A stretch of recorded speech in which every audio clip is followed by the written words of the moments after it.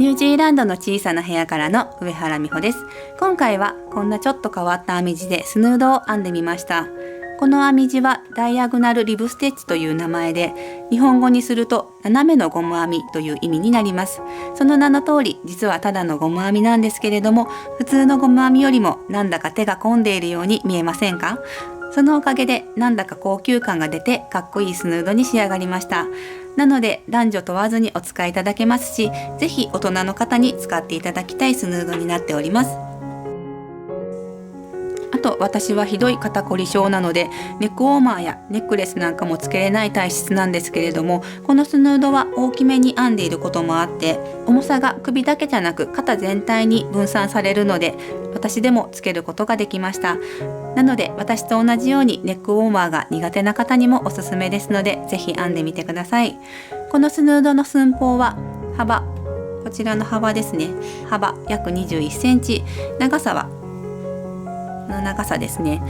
長さは約138センチです。ですが幅も長さも簡単に自由に変更できますので、お好きな大きさに編んでみてください。この動画は初心者さん向けに作られています。ですので中級者さん、上級者さんには必要のない説明も含まれていると思います。その場合は概要欄に目次がありますので、そちらから見たい箇所を選んでご覧ください。それでは材料の説明を始めていきます。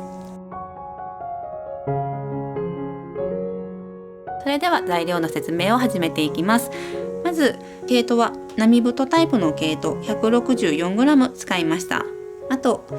棒針の方は7号針1本です。これは作り目を作る時に使いました。なのでもしお持ちでなければメインのところを編むこの6号針で代用できますので、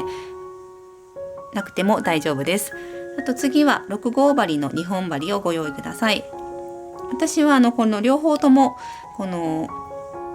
編めるようになっている棒針しか持っていないので、これで編んでいますが、今回この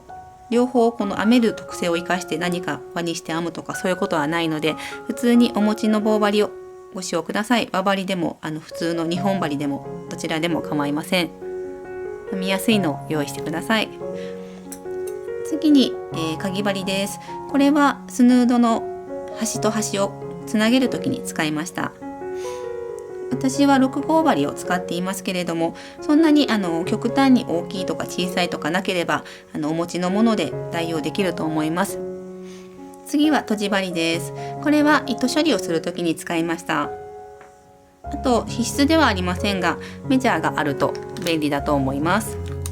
あとこの洗濯バサミですね。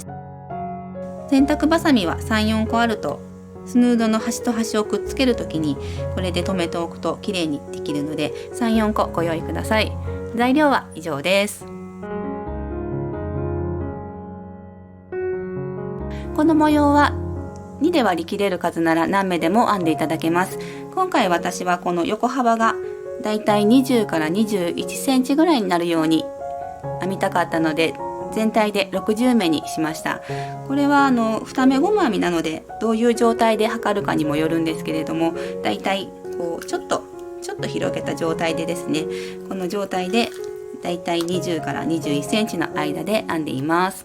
なので皆さんもお好きな幅でお好きな数字で編んでみてください。全体で今回60目で編んでいくんですけれども、その60目にはこの端のエッジも含まれています。このエッジというのはこの両サイドで1目ずつ毎回の段でいつも表編みを編んでいます。こうすることでこの端がこのプツプツプツプツとなって可愛らしく綺麗に仕上がるので、こういう風にしています。もしこのエッジをつけていないとこんな感じでちょっとあんまり綺麗な四角にならない箇所があったりとか、そういう風に綺麗に整わないのでエッジをつけて綺麗に整えています。なので模様の部分が58目で、このサイドの1目ずつ表編みで編んでいるので、合計で60目作り目をしていきたいと思います。それでは作り目から始めていきましょう。糸端から数えて80センチぐらいのところにこんな感じで輪っかを作ります。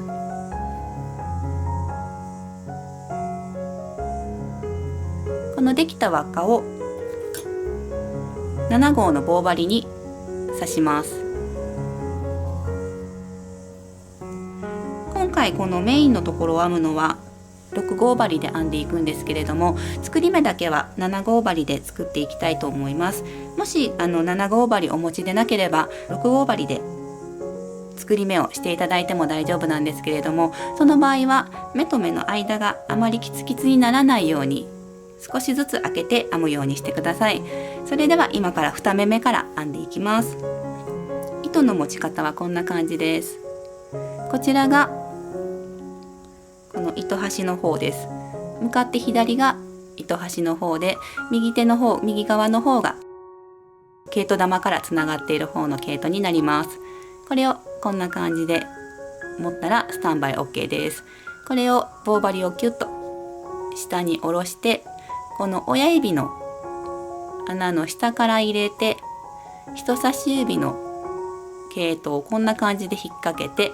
この親指の穴から引き出します。そしてここまでできたら親指をそっと引き抜いて、このたわんだ毛糸をキューッと親指で引っ張ります。これで2目目ができました。もう一回やります。一回下にグッと下げたら親指のところに穴ができるので、その穴に下から棒針を入れて、人差し指の毛糸を引っ掛けて親指から引き抜きます。そして親指をそっと引き抜いて、このたわんだ毛糸をキューッとすると3目目ができました。これを60目になるまで続けていきます。こんな感じで今はこう左手をほとんど動かさない感じで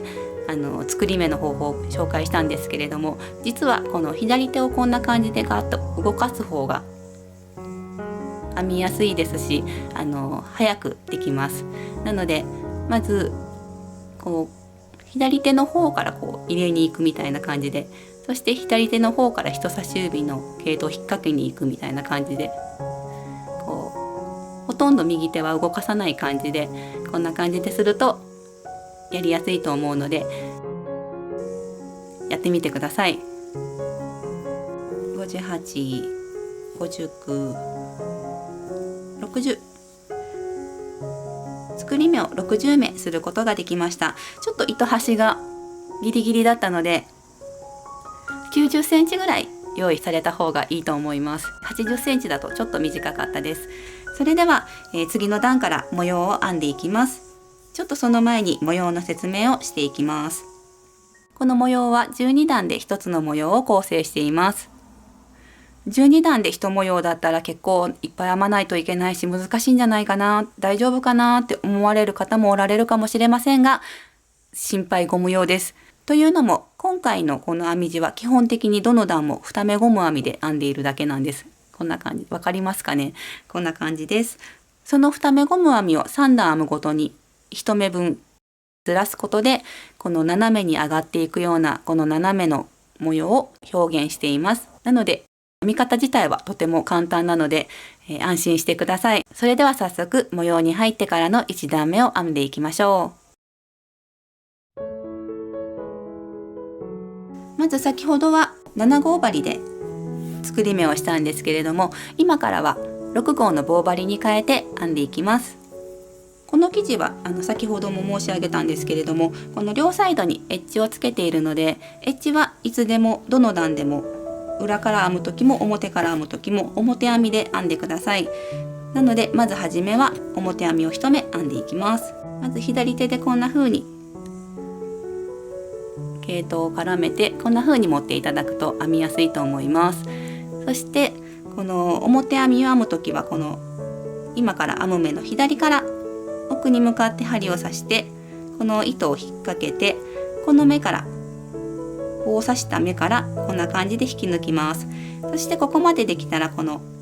目ですね、左の棒針の先端の目をこんな風に外します。これで1目表編みを編むことができました。この表編みはエッジの表編みです。そしたら次からは模様に入ってからの編み方になります。2目ゴム編みがここから始まります。まずは表編み2目の2目ゴム編みから編んでいきましょう。表編みを2目編んでいきます。先ほどと同じように左から針を入れて糸をかけて、こんな感じで引き抜きます。もう一回左から針を入れて糸をかけて、こんな感じで引き抜きます。これで表編みが2目編めました。次は裏編みで2目編んでいくので、この糸を編み地の手前に持ってきます。そして目に右から手前に向かって針を刺して糸を引っ掛けて、こんな感じで引き抜きます。そして左の棒針からそっと外します。これで裏編みが1目編めました。2目ゴム編みなどでもう1回左から手前に入れて、こんな感じで糸をかけて引き抜いて、そして左の棒針からこんな感じで外します。これで裏編みを2目編むことができました。次は表編み2目です。こんな感じで左から奥に向かって針を刺して、こんな感じで編みます。そして次は手前にまた持ってきて裏編みを2目編んでいきます。もう1目、これを最後のこの1目を残すところまで2目ゴム編みを続けて編んでいきます。なので次は表編み2目、裏編み2目、表編み2目、裏編み2目というのを続けていきます。最後の1目を残すところまで編めました。最後の1目はまた表編みなんですけれども、この左手の左側の最後の表編みだけ、いつもはここから棒を入れるんですけれども、ここから真ん中から針を入れて、こんな感じで棒を刺して、こんな風に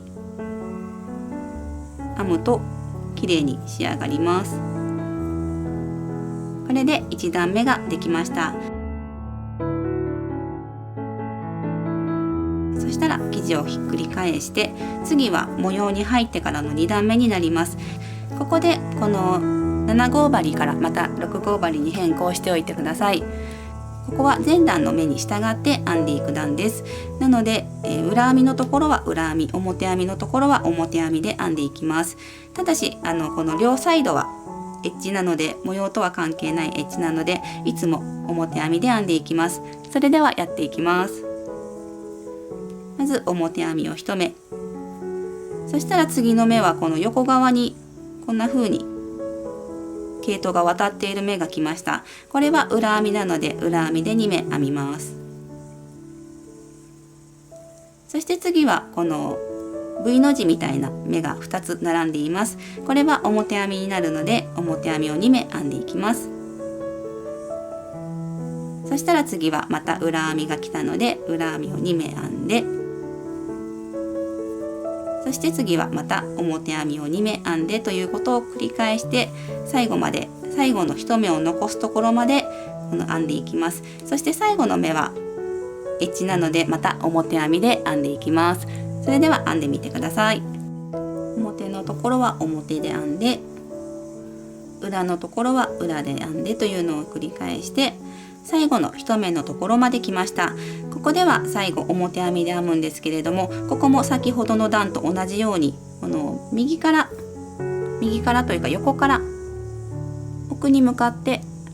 針を刺して表編みで編んでください。これで2段目を編むことができました。そしたら次はまた3段目を編んでいくんですけれども、ここも2段目の時と同じように両サイドはエッジなので表編みで1目ずつ編んで、この後は前段に従って編んでいきます。なので今回の段では表編み2目、裏編み2目、表編み2目、裏編み2目、表編み2目、裏編み2目という風に表編みから始まる2目ゴム編みを編んでいってください。4段目では模様を1つ分ずらして編んでいきます。ちょっと言い忘れてたんですけれども、この紐が左側に来てる時が裏目になります。そしてこの紐が右側に来てる時が表側の編み地になります。それでは4段目の編み方を紹介していきます。まずこの両サイドはエッジなのでいつもと同じように表編みで編んでいきます。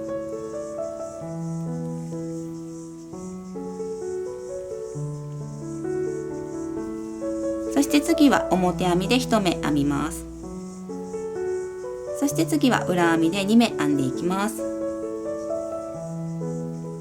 そしてこの後は表編みを2目編んでいきます。そして次は裏編みを2目という風に最後のこの2目を残すところまで2目ゴム編みで編んでいきます。なので次の目は表編み2目からスタートする2目ゴム編みを編んでいってください。表編みを2目、裏編みを2目、最後表編みを2目編んだら最後2目残ったんですけれども、最後の目は最後の1目前のこの目は裏編みで1目編んで、そして最後の目はこれはエッジなのでまた同じように表編みで編んでください。これで4段目を編むことができました。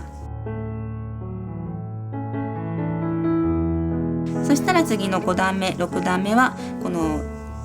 前回の段の目に従って編んでいきます。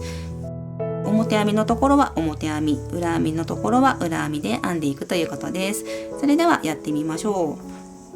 う。まずエッジは表編みで編んで、次は5段目の初めの目は表編みなので表編みで編みます。そして次は裏編みが2目あるので裏編みを編みます。次は7段目になります。7段目では1つ模様をずらします。そしてこれが糸端が右に来てるのでこれは表面になります。なので表面はこんな感じで右上に上がっていくような感じの斜めになっているので、これは手前に1つゴム編みをずらしていきます。それでは早速編んでいってみます。まずエッジはいつもと同じように表編みで編んでおきます。そして次は裏編みを2目、表編みを2目、裏編みを2目、表編みを2目という風に編んでいきます。先ほどはここから表編みがあって裏編みが2目あって表編みが2目あって裏編みが2目があるんですけれども、1つ右にずらすのでここは初めから裏編み2目になります。やってみます。裏編みを2目編んで、次は表編みを2目編んで、裏編みを2目編んで表編みを2目編むという風にエッジの手前まで2目ゴム編みを続けていきます。なんとなく分かりますかね。もうちょっと編んだ方がこのずれていってる感じ分かりやすいかもしれません。それでは続けて編んでいってみてください。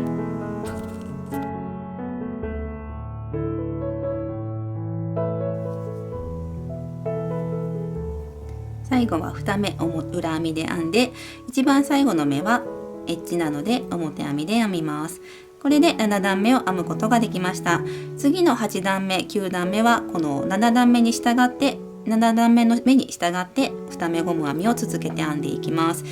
8段目も初めはエッジの表編みを編んでスタートします。そして表編み2目裏編み2目表編み2目裏編み2目の2目ゴム編みを8段目は編んでいってください。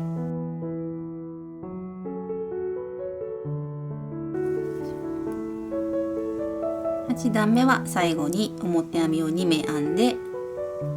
最後エッジを1目編んだらおしまいです。それでは次は9段目を編んでいきます。9段目も前段に従って編んでいってください。なのでまずは表編みエッジの分の表編みを編んだら裏編み2目表編み2目裏編み2目表編み2目の2目ゴム編みを編んでいってください。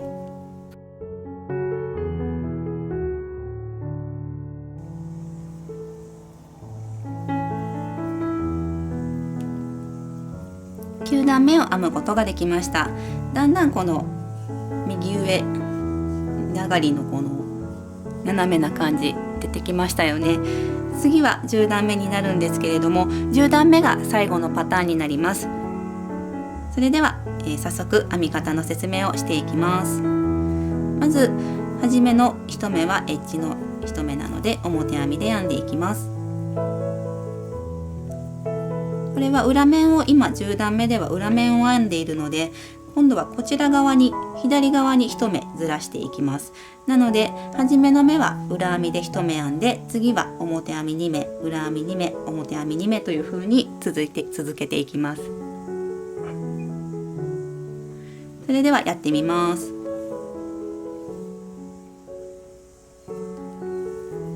まず裏編みを1目、そして次は表編みを2目。ここからはもうあれですね、普通に2目ゴム編みを編んでいきます。次は裏編みを2目、そして次はまた表編みを2目、そして次はまた裏編みを2目っていう感じで、エッジ以外の最後の目、模様の最後の目は表編みで終了になります。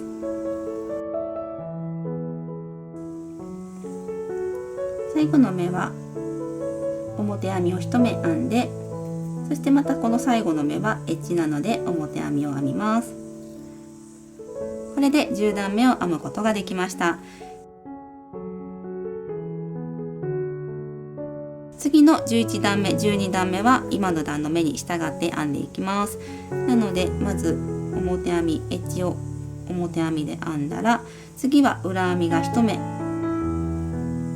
そしてこの後は表編み2目裏編み2目表編み2目裏編み2目という風に2目ゴム編みを編んでいってください。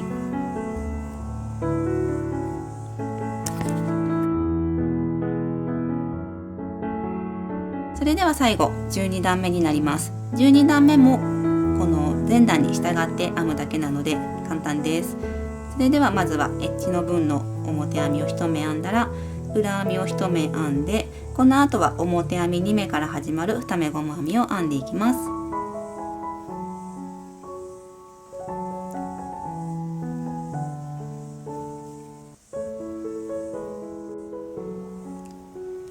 最後は表編みを1目編んで、エッジの分の表編みを編んだら12段目完成です。これをまた1段目から繰り返して編んでいただくと、こんな感じで長い編み地が出来上がります。なので次はまた1段目を編んでいただくんですけれども、1段目は初めにエッジを編んで、次は表編み2目裏編み2目表編み2目裏編み2目という風に、2目ゴム編みを続けて編んでいってください。だんだんなんとなく分かってこられたんじゃないですかね。今12段目が終わった時点で裏編みが1目あって表編みが2目あって裏編みが2目あってっていう状態なんで、これを1目右側にずらすので、この裏編みのところから表編み2目表編みを編み始めて、表編み2目裏編み2目表編み2目裏編み2目とすると、だんだんこの右側にこう上がっていく感じが、ずらして上がっていく感じがだんだん編まれてると分かってこられると思います。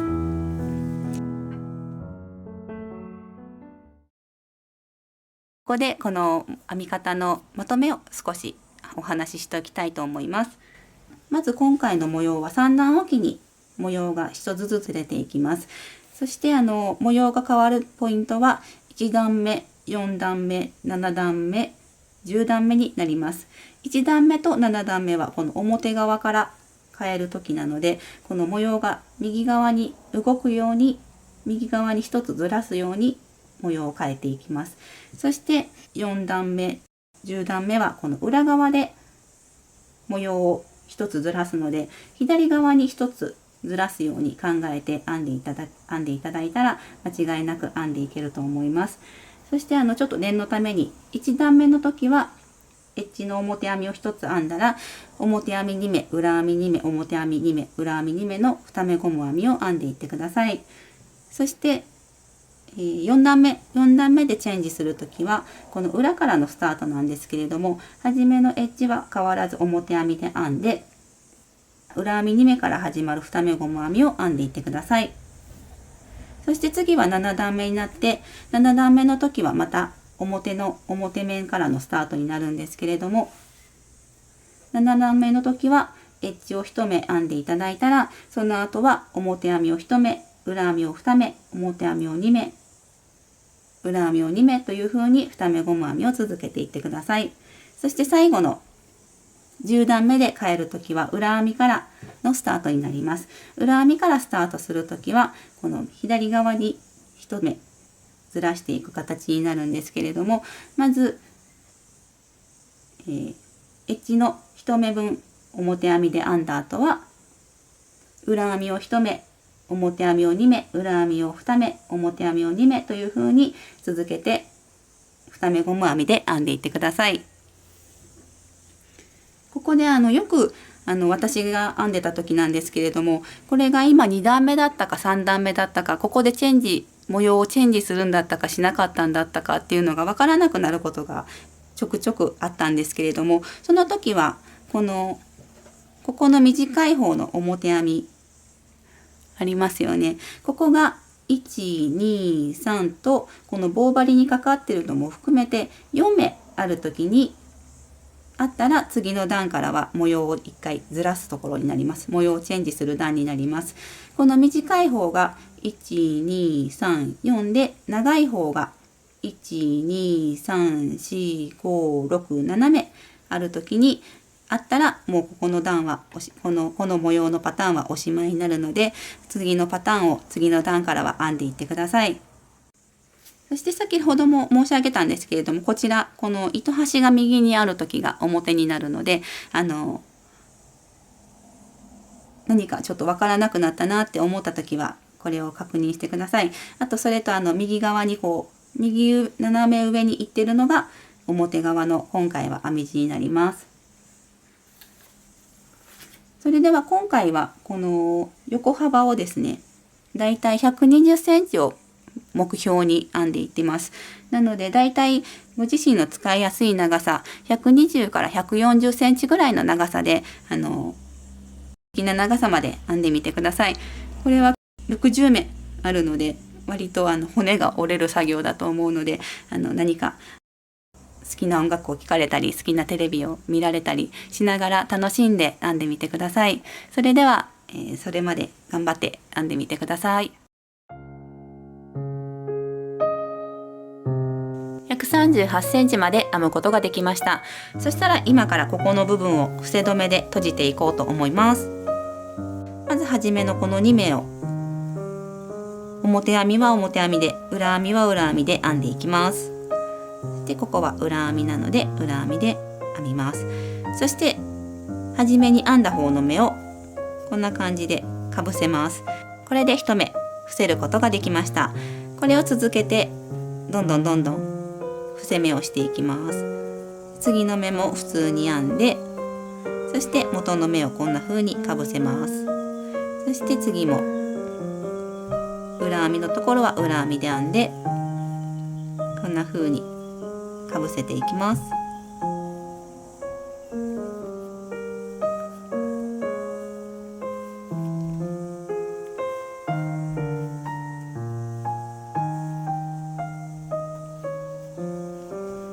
この毎回1目ずつ伏せ目をしているとここの幅よりここの生地の幅よりもこの伏せ目をしたところの方が横に広がってしまうことがあるんですね。なのでそれを防ぐために次の目は2目一緒に編んでそれを伏せていこうと思います。まずこの先端の2目を一緒にこんな風に裏編みで編んで、そして初めの目をこんな風にかけます。これで2目一緒に伏せ目をすることができました。今回のこのスヌードは60目で作っているのでだいたい4箇所ぐらいで今の方法で伏せ目をしていこうと思います。そろそろまた2目一緒に伏せ目をしようかなと思います。ここの表編みを2目一緒に編んで2目一緒に伏せ目をしていきます。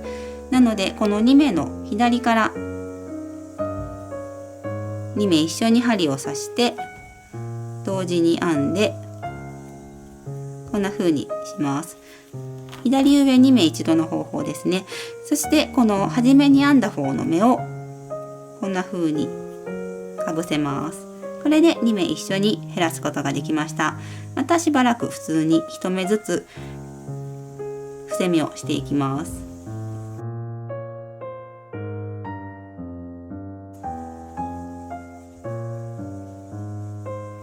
また2目一緒に伏せ目をしようかなと思います。この目とこの目の左から一緒に2目一緒にこんな風に表編みで編みます。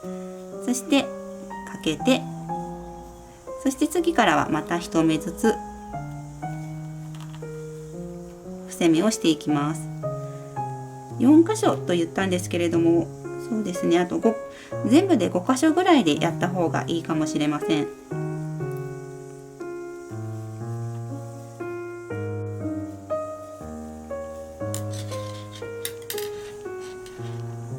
最後に5回目ですね。今これ最後にもう1回2目一緒に編みます。そしてもう1回かけて、最後残りの4目は普通に1目ずつ伏せ目をしていきます。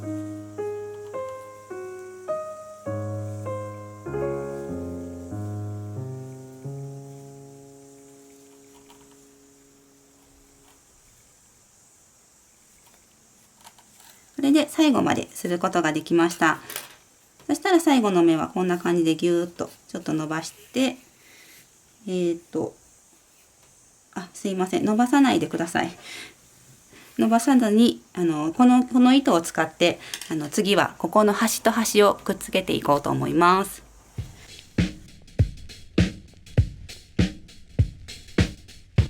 それでは引き続きここをくっつけていこうと思います。スヌードの形でよくここを一周こ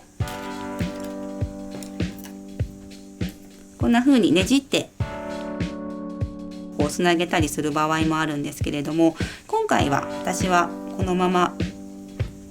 ねじらない形で閉じていこうと思います。皆さんはご自身のお好みの方でやってみてください。ねじってもすごい可愛いと思います。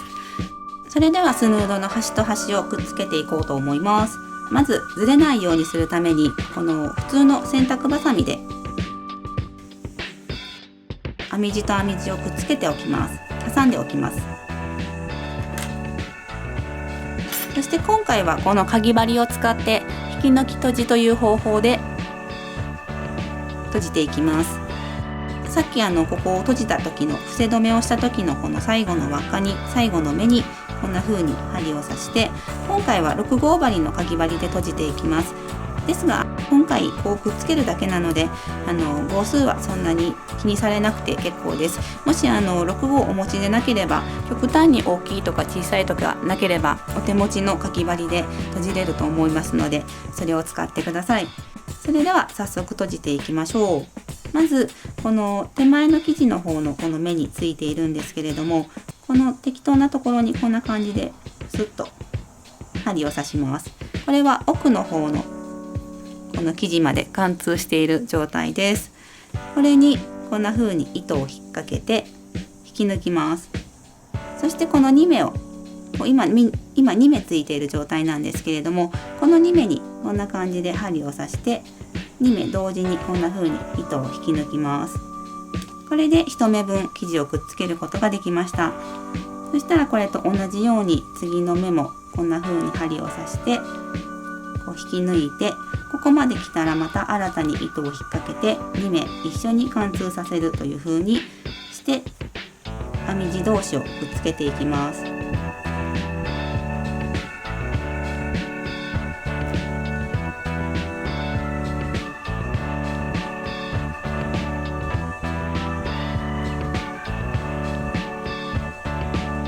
今回この2目ゴム編みの生地なので、毎回こう1目ずつ1目ずつこうやってつなげていくと、少しこういう感じで長くこの閉じたところの方がここの生地よりも長くなってしまう時があるんですね。なのでそれを防ぐために1回ここでちょっと軽く折り曲げておきたいと思います。どういうことかというと、1回こんな感じで生地を重ねます。少しだけ。そしてこれは向こう側の奥の方の生地もこんな感じで少し重ねておきます。そしてこの重ねた状態でこんな感じで針を刺します。そして奥側の方の生地にもこんな感じで重ねた状態で針を刺します。そしてこれを糸をかけて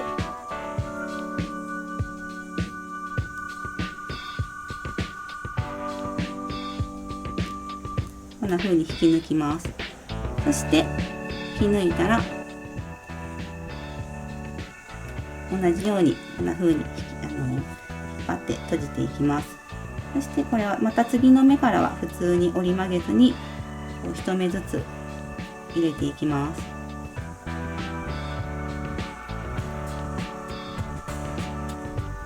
今やった工程を今回60目あるので2、3回合計で3回ぐらいしようかなと思っています。さっきのところがどうなったかちょっと確認してみます。こんな感じでちょっと一部分にこう詰まって入ってる感じになるんですけれども、こうすると広がっていかないのでおすすめです。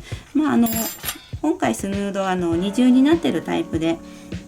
こういうつなげたところは後ろの方の目立たないところにして使っていただくと思うので、あんまり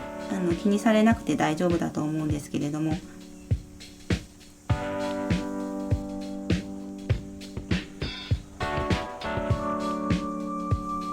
またこの辺りで一回この折り曲げてくっつけようと思います。まずこちら側からこんな風に重ねて、そしてここにこの重ねた状態で針を刺しておきます。そして奥の方もこんな感じでちょっと重ねて、そして重なったらこんな風に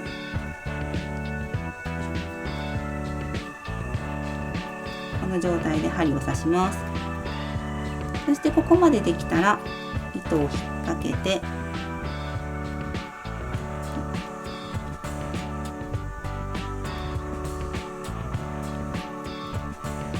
こんな風にちょっと出してきます。そしてここまで来たらぐーっと引き抜きます。これでまた折り曲げることができました。そしたら次の目からはまた普通に1目ずつ縫い合わせていきます。生地と生地を合わせていきます。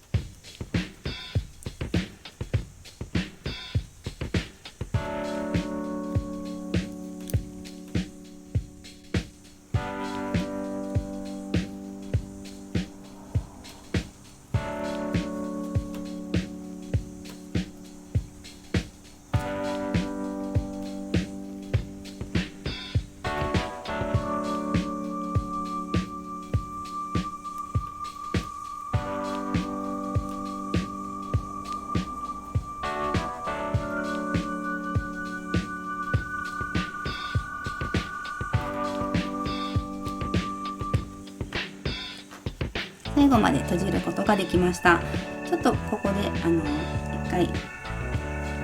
裏返して確認してみたいと思います。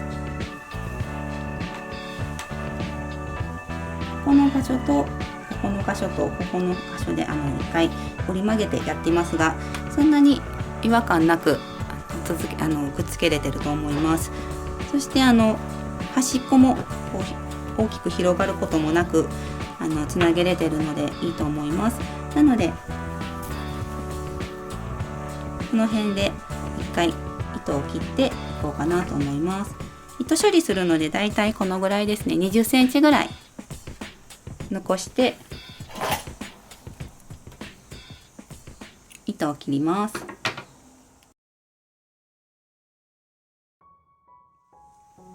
で今回この糸処理今からするんですけれども、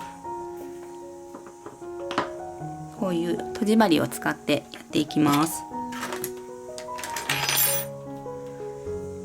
今回はこの部分がこの今閉じてきたここの部分が一番外に響かないので、ここに紛れ込ましていこうと思います。まずこのままこういくとこれがちょっと外れそうなので、今糸が出てるところの近くに何回かこんな風に針を通しておこうかなと思います。でこの後はここの鎖編みに見えるところ、ここに糸を紛れ込ましていこうかなと思います。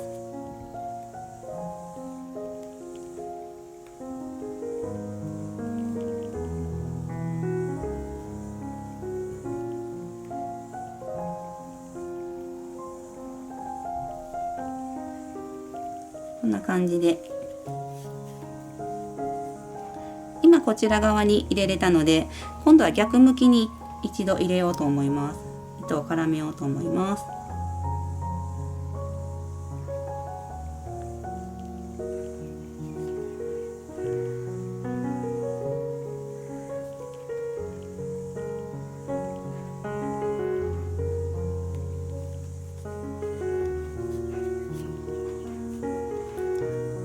これで、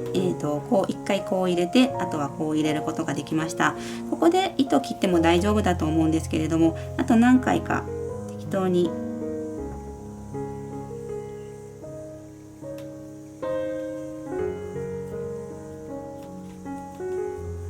こう入れて、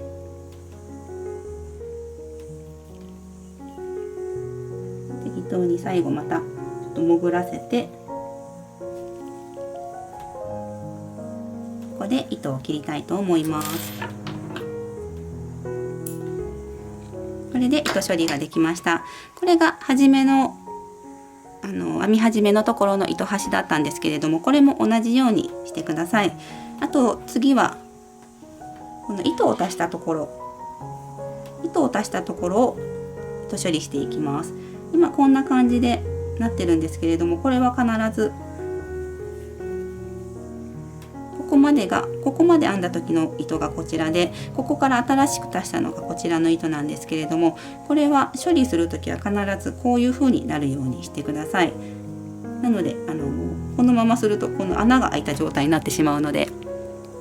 必ずこの糸はクロスしてください。そしてだいたいこの特に模様が入っていなければずっとこの左方向にこの糸は糸処理していくのが一般的なんですけれども、今回はこういうゴム編み、2目ゴム編みで編んでいる生地なので、表に響かないのは一番表に響かない場所はこの表編み、裏から見て表編みのところに糸処理するのが一番表に響かないので、この表編みのところで糸処理をしていきます。で、この糸を糸処理するときは今までこのなくなってる糸あるじゃないですか。こっちの左側の糸が通ってきた道にこう素直に入れてあげるのがセオリーです。なのでこの子が通ってきた道にこう糸を通していきます。ちょっとね同じ糸ですしちょっと分かりにくいんですよね。でもこれやっていくと、なのでもし分からなくなってしまったらこういうちょっとジグザグした感じで糸を絡めてもらえれば全然目立たないですし、糸が取れて困るっていうこともないです。なのでもし分からなくなった場合はそういう風にしてください。あとここでは特に2目ゴム編みなので、この表編みのところで糸処理をしていきます。ここから糸処理したので何回かこの横に行ったんですけれども、この後はこの上方向に向かって糸を絡めていきたいと思います。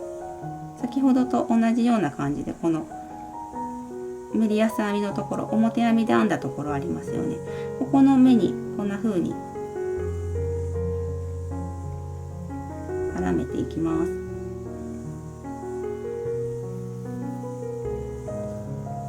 この表編みに見えるところは裏から見るとこの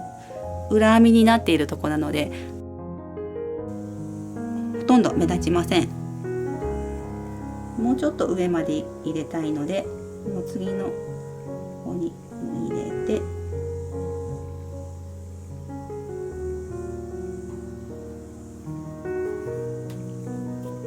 こんな風に表編みに見えるところで表編みのところで糸処理しました。そしてまた今度は逆向きにして同じように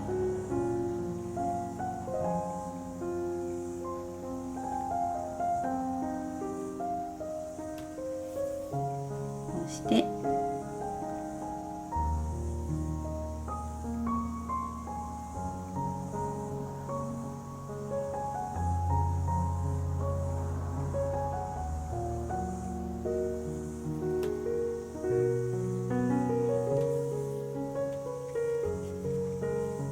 こんな感じで糸を絡めることができました。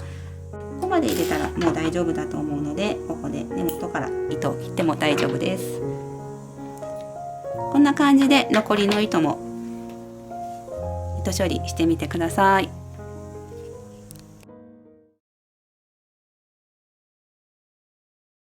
こんな感じに仕上がりました。今回はアイロンをかけていないんですけれども、ゴム編みなどで編み地が締まって整っているように見えるので、このまま何もしなくていいかなと思っています。なので使い始めてからも特別なケアをしなくても快適にお使いいただけると思います。今回はこのスヌードのご紹介だったんですけれども、いかがだったでしょうか。何かご質問やご意見などございましたらコメント欄よりお聞かせください。それでは最後までご視聴ありがとうございました。もしこの動画が少しでも良かった、このスヌードを少しでも編んでみようかなと思われた方は、いいねボタンとチャンネル登録の方をよろしくお願いいたします。ニュージーランドの小さな部屋からの上原美穂でした。また次の動画でお会いしましょう。